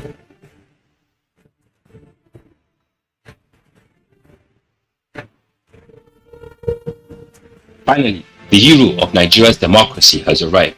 He shall usher us into a new phase of development, peace, and prosperity. He is the father of the new Nigeria, His Excellency President Muhammadu Buhari, GCFR. Welcome to another season of giving Nigerians hope yet again. We are sure of a great future for both ourselves and generations yet unborn. We look forward to your leading us as a nation into our manifest destiny. Though the challenges against us as a people are many, we know that your leadership shall set us on the right path to our greatness. A new dawn beckons on us all, and having you as our president is a precursor to this. Thank you for believing in Nigeria. This message is from the Nigerian Television Authority, NTA.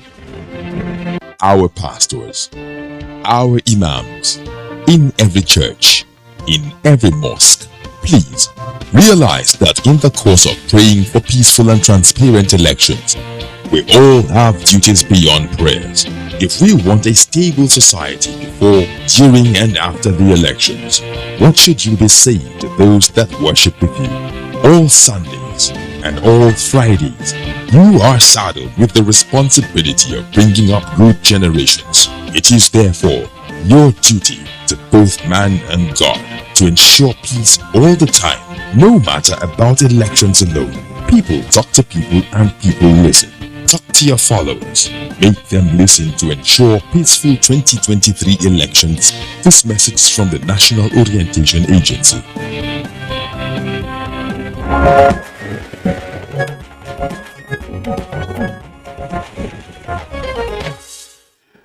You're watching Good Morning Nigeria, still on the network service of the Nigerian Television Authority. Dr. Kabir Adamu, General Kukasheka used the analogy of an escalation in the war economy if private citizens were to get licensed. And here we are. Look, apart from the call on the citizens in the 19 Emirates to prepare to apply for licenses, which would amount to some 9,500 weapons, the state also has a community protection group in each of the Emirates, and this is populated by no fewer than 500 persons. And so it looks like we're going to see a widening of this. But at the bottom of it all is the so-called conflict merchandise that is fueling this. How do we get into this and ensure that we are dealing with the root cause and not merely the symptoms of what has kept Zamfara on his knees for a decade now? And that's a huge farming state. I mean, you have this Bakalori Dam in the place, you have farmlands all over the place where, of course, farmers are unable to cultivate and even harvest because of protection of racketeering and the frequent killings that go on in those locations. But how do we get to the root of this and uproot, as the saying goes, the fundamental causes and challenges that continue to fuel the insecurity? Thank you, Kingsley. Before I respond to that question, let me quickly state my position on the issue of number of security personnel in the country. I have this controversial view that perhaps we should not confuse poor management of resources with inadequacy. I controversially believe that we have enough personnel. Rather, the issue is that we are not managing those personnel adequately, and that is why you see a lot of security personnel within cities, in fact, doing jobs that they shouldn't be doing. Just go to H-Medics, which is roughly 5 kilometers from your station, and you see the number of police personnel that will stand sometimes opening doors of VIPs, going into that supermarket, holding their shopping cart and escorting them outside. If you do that tally at the end of the day, you'll be shocked at the number that you find. So again, let's not misconstrue poor management of resources with inadequacy. By the time we bring the 27 ministries, departments and agencies in security together and put the personnel that they have together and then ask about their deployment, I think our answer will probably be that it's not a case of numbers, but a case of poor management of resources. Now, to your question, at the root of the conflict in Zamfara is bad governance. The best way to improve the situation in Zamfara is to improve governance. We've talked about at the local government that is almost non-existent, and then at the state level, and of course then at the federal level. And how do we do this? First and foremost, how do we manage the grievances between the two communities that has led us to where we are? Governance can come in and manage that better. I mentioned that essentially it's something to do with land.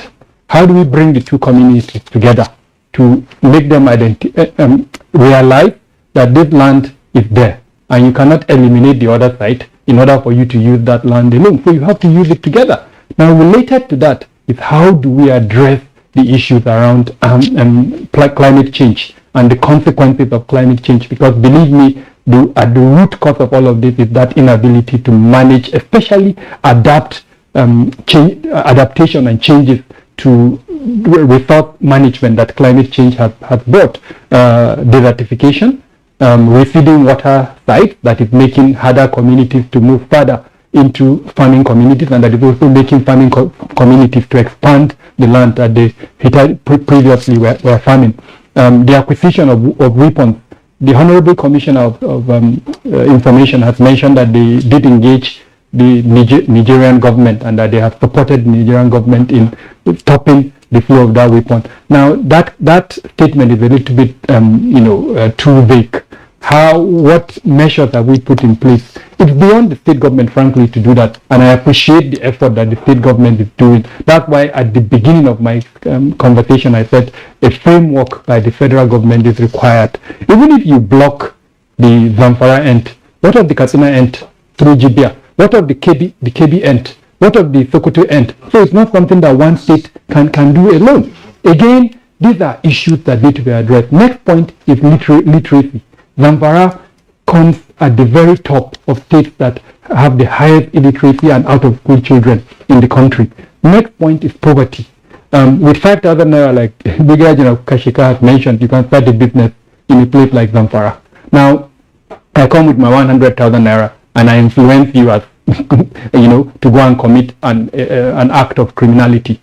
The possibility is always there because, of course, the person is poor, he needs to feed his family. So all of these things are issues that have to do with governance. And to address these root causes, we have to improve governance. And that brings me to the current democratic process. We need to go back. What was the situation in Zamfara? How did the current governor emerge? There are so many issues that have led us to where we are at the moment. And so the best way to improve on those issues and the situation is to improve governance and democracy. And that means, for instance, especially as we approach 2023, we need to enhance voter education, enhance the capacity of residents to acquire the voters card, ensure they turn out and to vote, so that at least even if we don't have up beyond 50% or even up to 60%, we have a reasonable number that participate in the electoral process. Now I mentioned at the beginning that the IDP situation in that internally displaced persons, as well as refugees, we have to remember that Zamfara shares borders with Niger. I've not heard INEC talking about how they are going to manage that situation. If people are being displaced, how are they going to vote? How are they even going to acquire the voter card to participate? Now, if they don't do that, how can they improve the governance situation in the state? So these are, again, to address your question about the root causes, these are some of my thoughts. Okay, thank you so much, Dr. Kabira. We learned that Ibrahim Dosara is ready for us. At least you can talk to him now. Earlier on, Ibrahim, you started talking about responding rather to the issue of exhausting the avenues that are supposed to be exhausted before coming or reaching this decision of calling on citizens to take arms. But the fact still remains that if, for instance, let's just assume that your request to the presidency is accepted, and then the Zamfara government is giving you the opportunity to go ahead with its own plans and have people encouraged to buy arms. The last speaker just said the level of poverty in Zamfara state is really very high, and we've already mentioned at least the cost of our AK-47 weapon could not be anything less than 1 million naira. And how do you reconcile that? Is the government going to come in this time around to purchase or assist? Or how do you intend to equip these people who are struggling to really survive, go to the farm? I mean, you can't buy a 1 million naira rifle and then go to cultivate maybe a hectare of land that will just produce, on the average, maybe 300,000 naira at the end of the harvest. Yeah, you see, like I was saying, but before I continue, let me just respond quickly to Kabir Adamu, who gave, theoretical aspect of the happenings. And I want to come in to tell the world the practical aspect of it. You see, the fundamental problem is lack of security management of operations. The security operations is not being properly managed. One, the intelligence is not being implemented to the core. That is where we are getting it wrong. Two, we have shortage of manpower in the security sector. And that is why the little security personnel we have cannot contain the demands as indicated by the intelligence within the security cycle.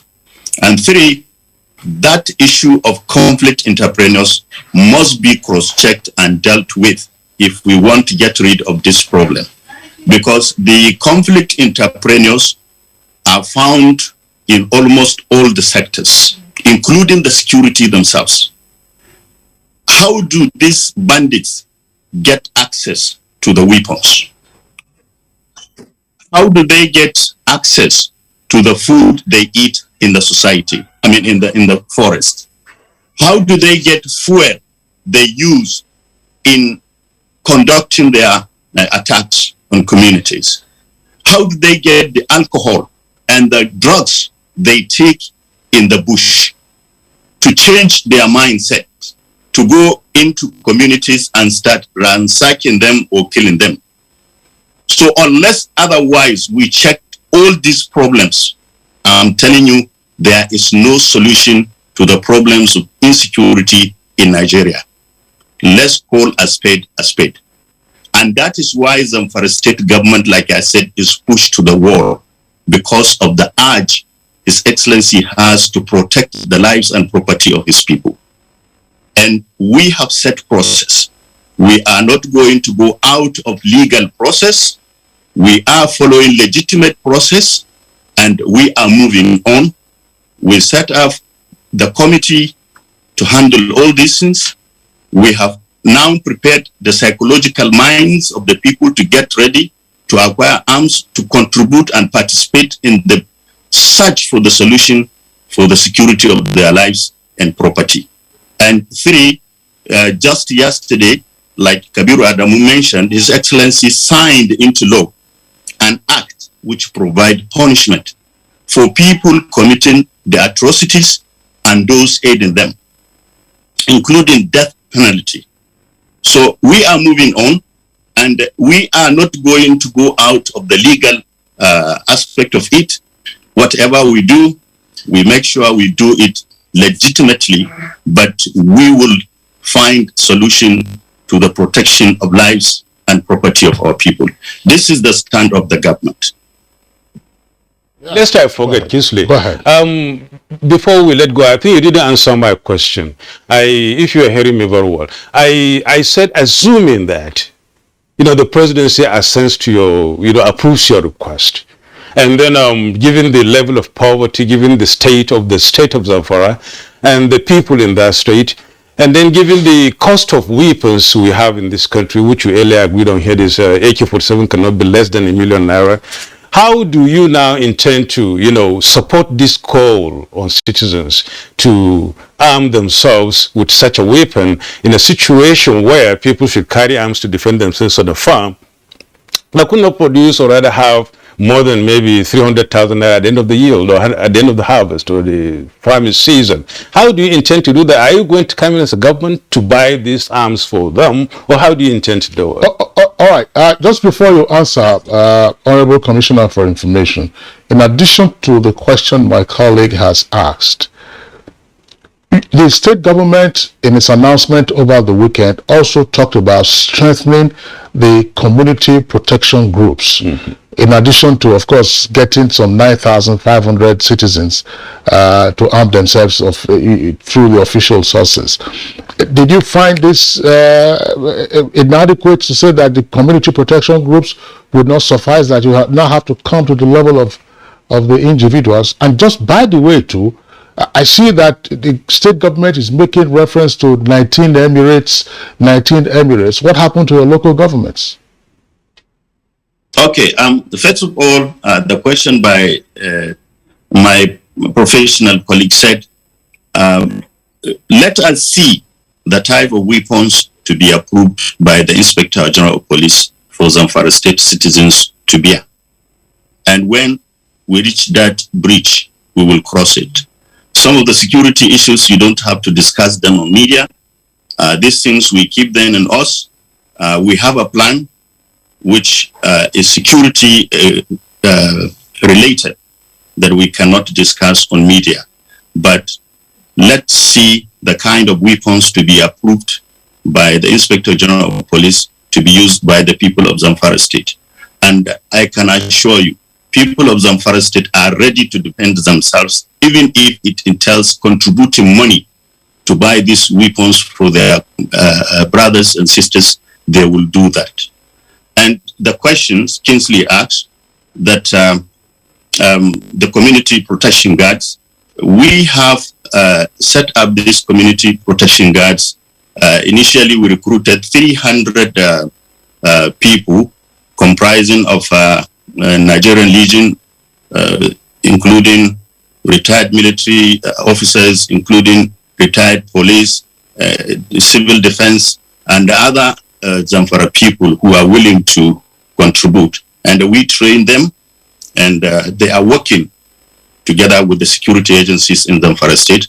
But His Excellency, in his urge to tackle the security situation, he ordered over the weekend that additional 200 members of the Community Protection Guard be recruited to make them 500 in each of the emirates. Now, when we decided to do the emirate, because the cluster is properly managed through the traditional rulers, because they know the people, they know who are the citizens of the area, and they have access to whatever information we are looking for about who and who within the emirates. And that's why we decided to cluster the Community Protection Guard operations into emirates rather than the local government councils. All right. Thank you very much, Dosara, for your brief response to those issues. Now, back to General Kuka Sheka. In terms of dealing with this blossoming war economy, say in Zamfara, is it necessarily the case that perhaps, as Kabir said, there's been no conceptualization of a framework to deal with this matter? Because the more you look at it, the more you find some relationship to what happened in the Northeast. To some extent, the Northeast is quiescent. In other words, we have seen that resources were poured into the Northeast. Yes, it was taken as BH, let's say Boko Haram, and Saro, and later ISWAP, and you had all the terrorists who were operating on that axis. But the security response to the Northeast has brought some relative peace. I mean, if you talked about Adamawa was impacted substantially, but less of that now. Yobe, substantially, but less of that. Even Borno itself. Can we apply the same or similar tactics in dealing with what we are seeing in Benue, for instance, and also in the Northwest, in particular Zamfara State, against the backdrop of the numbers of security personnel that you hear get deployed for election protection duties? Well, what I want you to understand is the fact that first and foremost, the issue of security is collective responsibility. And if you talk about Northeast, and you realize this is not just Northeast. We are all living witness some years back that even here in Abuja, the symbol of democracy were attacked and desecrated. But over time, that has been overcome, and they have been moved gradually to Northeast, confined to Borno State. Now, even at Borno State, border fringes of, like chat reading and what have you. What brought about that?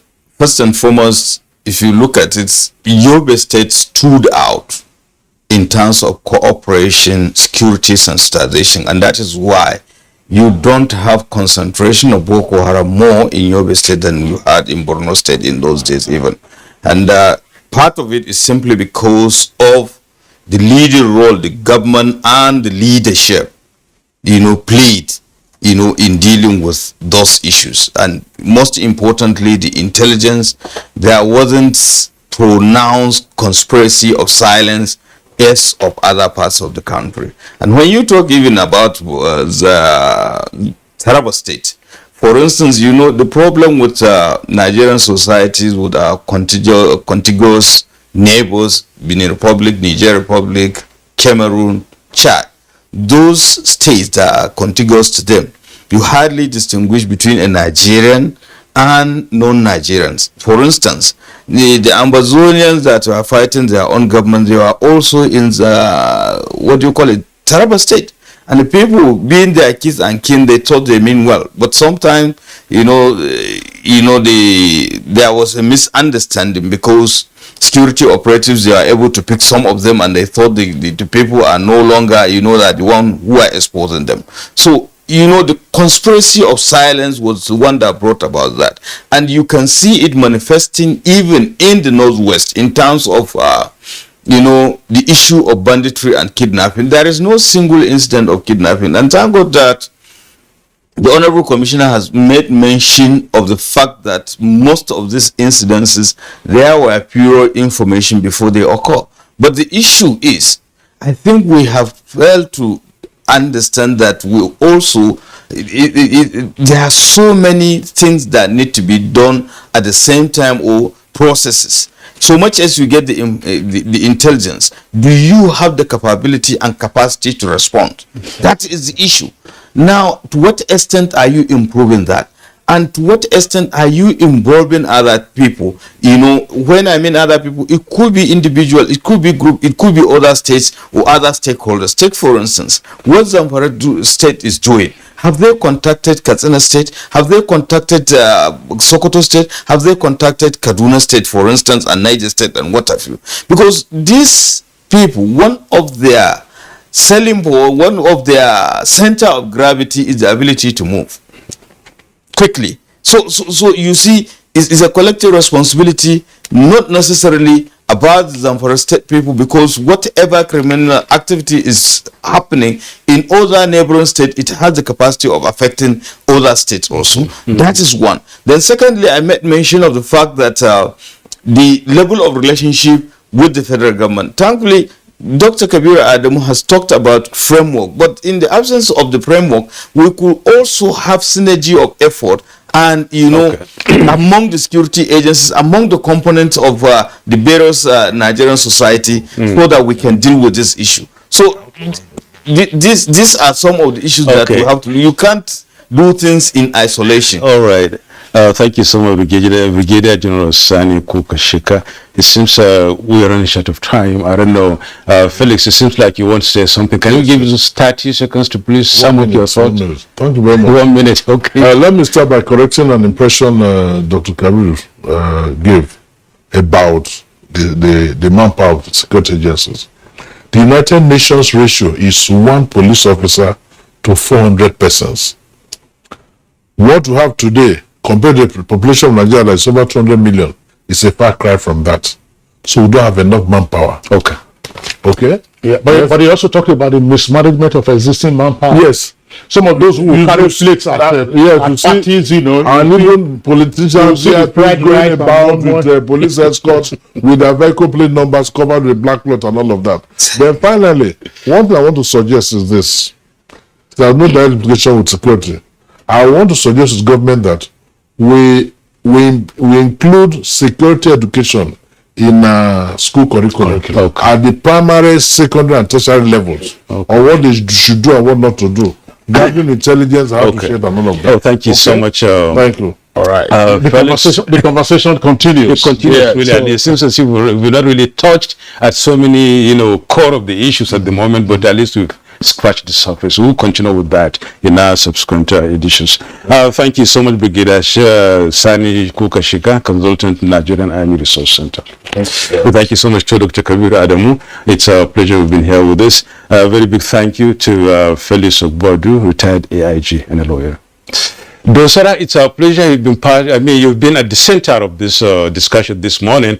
We hope to see and hear more of you in the course of our subsequent discussions, if possible. Thank you so much. And of course, that's Good Morning Nigeria for today. I'm Yusuf Balabus. Keep the date with us tomorrow. We're going to come. And I'm James Lawyer Sadolo.